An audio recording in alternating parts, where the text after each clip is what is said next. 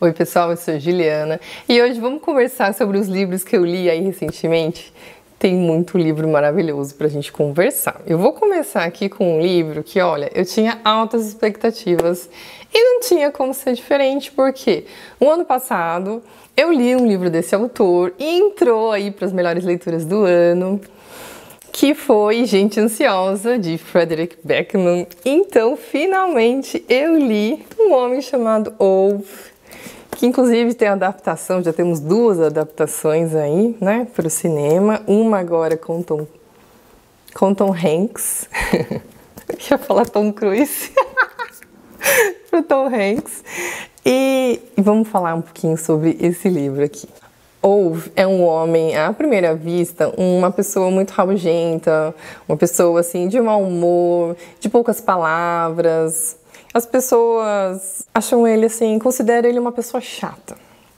O legal desse livro aqui é assim, você parar para pensar por que ele é assim. Ou melhor, por que ele se tornou essa pessoa assim, rabugenta, chata. Por que ele é uma pessoa amargurada? Ove, ele é um homem de 59 anos que perdeu a sua esposa recentemente. E aqui, durante a leitura, nós vamos descobrir vários fatores, assim, durante a vida toda de Ove, desde a infância, adolescência, depois a fase adulta, fatores que foram decisivos, assim, para esse tipo de comportamento, para ele se tornar essa pessoa, para ele criar essa máscara de ser desse jeito que ele é. Esse livro aqui ele vai falar bastante sobre luto e de uma forma bem sensível, uma forma assim delicada, bonita. Os anos, eles voltam, o tempo então é o passado e o presente. E além do luto também, esse livro fala muito sobre casamento, sobre companheirismo. É muito bonito, porque você vê ali as situações que Ove passou na infância, na adolescência, e depois quando ele conheceu essa parceira para a vida toda, né, um casamento levado a sério. Afinal de contas, eles foram casados por quase 40 anos, eles ficaram juntos. Então você vê ali o quanto um complementa o outro, quanto ela era a cor da sua vida. Isso não é uma maneira romântica, porque inclusive Ove é um homem de poucas palavras. Ele é uma pessoa, ele fala assim que as pessoas, elas são o que são pelas suas atitudes e não pelas suas palavras. O que determina o que a pessoa é a atitude dela. Então Ove é uma pessoa de poucas palavras, mas uma pessoa de atitude. Então você vê ali atitudes do casal, os dois, entendeu? Companheirismo, amizade. Você vê a diferença que faz pequenas atitudes ali no decorrer de tantos anos, que foram quase 40 anos de casamento. Quanto isso é construtivo para a vida dos dois. O quanto um ajuda o outro ali. Só que a questão é que algumas vezes os nossos planos nem sempre acontecem como a gente gostaria que fosse. Então a vida às vezes nos surpreende, às vezes de maneira positiva e às vezes de maneira não tão positiva assim. Então, o que nós temos que fazer? Nós temos que nos reinventar, né? Porque todo mundo precisa de uma razão para viver. Então, de repente, essa razão tem que ser reinventada também. Senão, qual seria o sentido da vida? Então esse livro ele é bonito porque ele fala assim sobre luto, sobre solidão, sobre casamento, sobre amizades, mas também sobre princípios, virtudes, sobre integridade, você ser uma pessoa correta, você ser uma pessoa honesta, você fazer o que é certo. Fala assim sobre virtudes que nos nossos meios, na mídia, na cultura de massa, essas virtudes, elas não são assim, elas não são enfatizadas, assim, elas não são cultivadas, né? É valorizado muito outros valores, né? Uns valores assim muito diferentes, né, do que deveriam ser valorizados por conta de outras questões aí, de marketing, de vendas, de dinheiro e muitas outras coisas. Mas então esse livro aqui me emocionou muito. Eu dei risada em alguns momentos, mais uma vez, assim como Gente Ansiosa, eu dei risada, mas eu confesso assim que eu me emocionei mais. Foi um livro assim que me emocionou em alguns momentos. Não só no final, que no final também eu emocionei bastante, mas em alguns momentos sobre isso, sabe? Sobre o casamento, sobre companheirismo, sobre integridade, sobre coisas assim tão pequenininhas que as pessoas assim às vezes não enxergam, não dão valor, mas que assim são sementinhas que são plantadas e que a gente olha para trás depois, fica uma memória assim tão gostosa. São coisas que são muito importantes e assim, nós temos que dar valor, nós temos que lembrar disso. Pequenas atitudes ali que fazem a diferença, né? Quem está ao nosso redor. Então, o que dizer, né? Que eu quero ler mais livros de Frederick Backman, porque assim, esses 2 livros, quando eu termino os livros do Frederick Backman, a sensação que fica é a mesma. Uma sensação boa, uma sensação, não sei explicar, é uma coisa gostosa, uma sensação de que as pessoas são boas, não sei, eu sei que eu gosto, eu não sei o que esse autor tem, mas que é muito gostoso. Agora eu vou falar de um livro, é uma autobiografia de uma mulher de muito sucesso, que é a autobiografia de Viola Davis, se chama Em Busca de Mim. Viola Davis, ela é atriz e produtora, ela ficou muito conhecida quando ela fez uma personagem que foi protagonista na série How to Get Away with Murder e outros filmes também, como Um Limite Entre Nós, Dúvida, Histórias Cruzadas.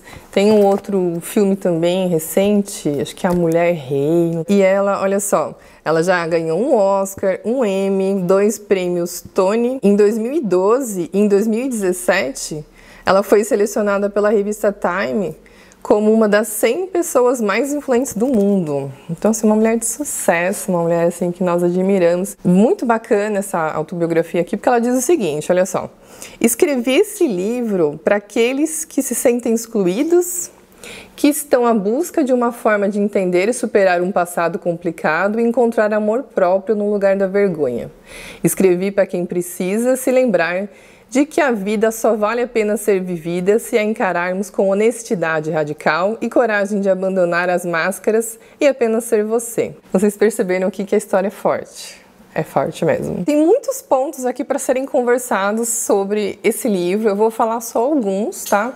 Que me chamaram muita atenção. Primeiramente, claro, a história de vida dela. Ela veio de uma infância extremamente pobre, assim, que você pode imaginar, de abuso. Essa mulher passou por muitos e muitos abusos na infância, na adolescência. Inclusive, esse comecinho do livro é bem difícil por conta disso, mas ela nos conta como foi esse processo de cura, como ela conseguiu sair daquela situação terrível em que ela vivia, como ela conseguiu sair dessa infância, dessa adolescência, porque muitas vezes mesmo você adulta, mesmo você sendo adulto, às vezes você fica preso ali nos traumas, você fica olhando para aquela criança ferida, para aquela adolescente que sofreu os abusos e não consegue seguir em frente, não consegue ser feliz, não consegue olhar para as coisas boas da vida, aproveitar, fica ali no sofrimento. Então, assim, esse livro, ela nos mostra como foi esse processo libertador dela. É claro que aqui é enfatizado que ela fez muitos e muitos anos de terapia, tá bom? Além da terapia, ela diz que a arte, ser atriz para ela é um processo de cura. Interpretar, ela traz algo consigo, sabe? Ela consegue mostrar ao público, consegue mostrar ao mundo a força que ela tem, entendeu? E o que ela quer transmitir também. Por trás desses papéis também, ela consegue trazer essa força. E isso ajudou ela a sair desse processo de dor, tirar a dor. Na verdade, tirar ela desse lugar de dor, porque afinal de contas, o passado você não muda.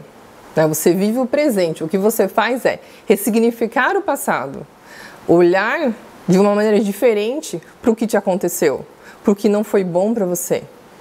Esse é o processo de cura também. E o fato da arte, dela ser atriz também foi um processo de cura. Ali do presente também para o futuro, para ela olhar também para ela agora e para o futuro. Olha só o que está escrito aqui na página 160. A celebração que precisa acontecer para combater a dor e o trauma da memória. Descobri que não há como criar sem usar a nossa essência. Por 2 anos, tinha pensado que a regra fosse se apagar e se negar. Era o que eu estava fazendo. Perder a voz, o discurso, o jeito de andar, o rosto, perder a negritude. Perder e enterrar a essência do que faz você ser quem é e criar algo sem alegria, mas cheio de técnica. Então, assim, por muito tempo ela tentou ser outra pessoa, ela tentou seguir técnicas que ela aprendeu na faculdade como atriz. E quando de repente ela começou a olhar para si e trazer essa força que ela tinha ali, dos seus traços, da sua beleza para fora, inclusive a beleza também é outro ponto muito bacana que eu gostei desse livro aqui. Ela fala sobre a beleza, sobre aceitar a sua beleza, sobre não entrar no padrão que é estabelecido. Você imagina assim, se para nós, normais, já é difícil essa questão do padrão de beleza, imagina para ela, vivendo esse meio do cinema, do teatro, de séries e tantas e outras atrizes, o quanto esse padrão de beleza é esmagador. Então você aceitar os seus traços, você aceitar como você é, o seu perfil e achar a beleza nisso. Isso também é muito importante, isso também te deixa mais belo. Olha só na página 161 o que ela fala. Porque tenho que ser pequena, magra e mais clara do que sou para ser considerada atraente. Eu voltei aqui mais tarde para falar sobre um ponto desse livro também que eu achei muito bacana e eu esqueci de falar na hora que eu gravei, então eu vim aqui depois para falar sobre isso. É a questão da idade. Por quê? O personagem que ela conseguiu destaque, que foi aquela personagem principal, a primeira personagem principal que ela conseguiu, que foi naquela série How to Get Away with a Murder, ela tinha 47 anos. Então é muito bacana você ver essa questão da idade, não limitar a pessoa. Então, independente se você tem 40, 50, 60, 70, 80 anos, você continuar atrás dos seus sonhos, porque imagina nesse meio, né, o quanto é limitante a idade. Então, assim, na verdade não existe limite, você continua até você conseguir. Ela conseguiu com 47 anos o primeiro personagem principal da vida dela como atriz. Então, assim, ela se tornou protagonista ali. Muito bacana essa questão da idade também, mais uma questão a agregar aqui na história. E aí também ela fala a importância de você olhar para onde você quer chegar, não ficar só estagnada no passado. Olhar para o presente e olhar também para onde você quer ir. E pensar, o que eu quero, o que eu desejo? Ela fala o seguinte na página 195. Você tem certeza do que sabe o que quer? Você precisa ter certeza do que você quer. E faça o seguinte, quando for se deitar à noite, fique de joelho e peça a Deus exatamente o que você quer. E seja muito específica. Olha só na página 208 que ela fala. Você pode, sem a menor dúvida, reescrever a sua vida. Pode redefini-la.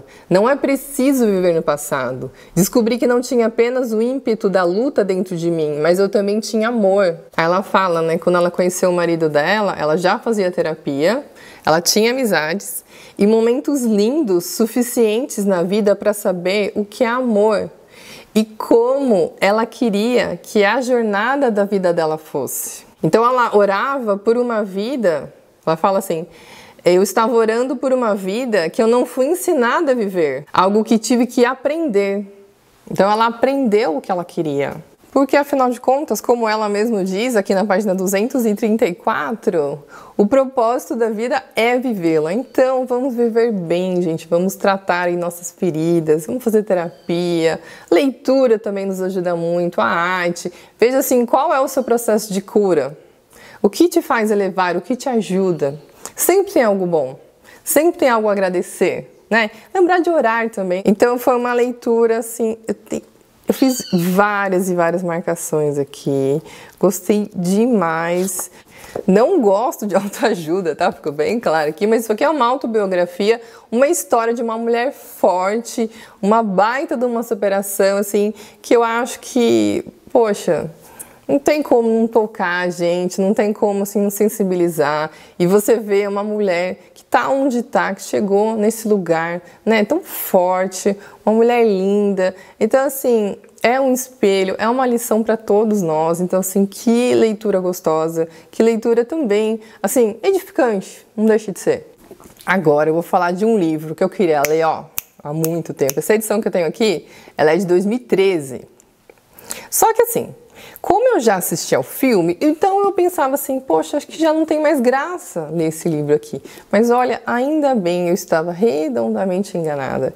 porque mesmo já conhecendo a história, foi uma baita de uma leitura. Essa aqui é Psicose, é uma edição linda da Dark Side. As edições da Dark Side são sempre muito bacanas. Vou mostrar uns detalhes aqui dessa edição que vale a pena. Essa minha edição, não sei porque, ela já tá assim com as páginas bem amareladinhas. É 2013, mas é uma edição nova. Eu tenho livros aqui mais antigos na minha estante que não estão nesse estado. Bom, mas a edição é bonita. E a história, olha que delícia! Esse aqui é um clássico do suspense, publicado em 1959. Esse livro aqui que deu origem ao filme icônico, né, também com o nome de Psicose, de Alfred Hitchcock.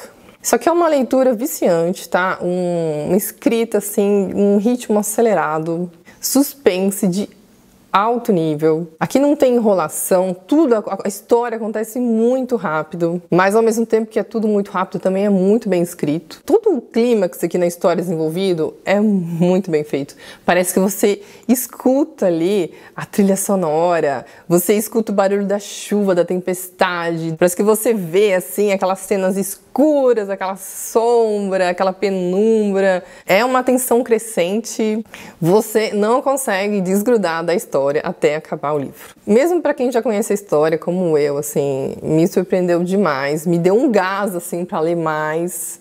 Eu acho também que por ser um gênero um pouco diferente, né, que eu não leio tanto, assim, eu acho que isso também, além de ser uma história muito bem escrita, claro, né, me deu um gás, assim, me deu vontade de ler mais. Até pensei, quem sabe aí eu venha ler alguma coisa de terror. Fiquei com vontade, né, vamos ver, vamos aguardar, aí, vamos ver se eu tomo coragem mesmo, né, para ler alguma coisa de terror. Mas muito bom. Suspense de alto nível. Me surpreendeu demais, não esperava. Li também O Conto da Ilha Desconhecida, de José Saramago. Esse livro aqui foi publicado em 1998. É uma história bem curtinha. A história aqui, essa Ilha Desconhecida, é uma história assim muito subjetiva. Assim, toda leitura em si é subjetiva, mas essa aqui, ela é utilizada muito metáfora, entendeu? Então é uma história muito aberta. É uma obra que você pode interpretar de diferentes maneiras, uma obra assim muito aberta, muito subjetiva, e você pode colocar ali para várias coisas na vida, como sonhos, desafios, obstáculos. Uma leitura bem diferente. Li também A Princesinha, de Frances Burnett. É a mesma autora do Jardim Secreto. O Jardim Secreto foi publicado em 1911 e essa obra aqui foi publicada em 1905. É um clássico infanto-juvenil. Essa edição aqui da Editora Wish é linda. Vou mostrar aqui também detalhes dessa edição aqui, porque vale a pena vocês darem uma olhada. Logo aqui no prefácio da autora, na página 18, olha só o que a autora fala. Não sei se muitas pessoas percebem o quanto existe numa história, além do que está de fato escrito nela. Quantas partes nunca são contadas e quantas coisas mais aconteceram além das que estão no livro em suas mãos. Nas entrelinhas de cada história existe outra, que nunca é ouvida e só pode ser adivinhada por pessoas que sejam boas nisso. Aqui nós vamos conhecer Sarah. Sarah é uma menina ainda muito novinha e ela vai passar por uma situação bastante difícil. E ela, o que ela faz? Ela lida com as coisas, assim, apesar de tantas adversidades, ela vê as coisas, assim, como faz de conta. Ela pensa assim, em preservar a sua essência. Ela é chamada até como princesinha pelas outras meninas. Então, por exemplo, se ela está num lugar ali e os móveis, e sei lá, não tem móveis naquele lugar, ou os móveis estão muito velhos, ela faz de conta. Ela faz de conta que ela está num lugar ali mais bonito, que ela está comendo coisas gostosas, que ela está fazendo uma coisa bacana. E assim, é claro, ela é criança. Então o livro, ele fala muito sobre manter a sua essência, sobre não se deixar abater sobre as circunstâncias, de manter os seus valores, as suas questões interiores. E aqui, Algumas virtudes são enfatizadas, como a bondade, a caridade, a gentileza, a disciplina, os livros. Ela é uma menina que ama ler, ela ama os livros, então tem todo esse apreço aos livros. Uma de tantas mensagens do livro seria essa: as coisas não estão bem, então assim, vamos imaginar, vamos fazer de conta, então.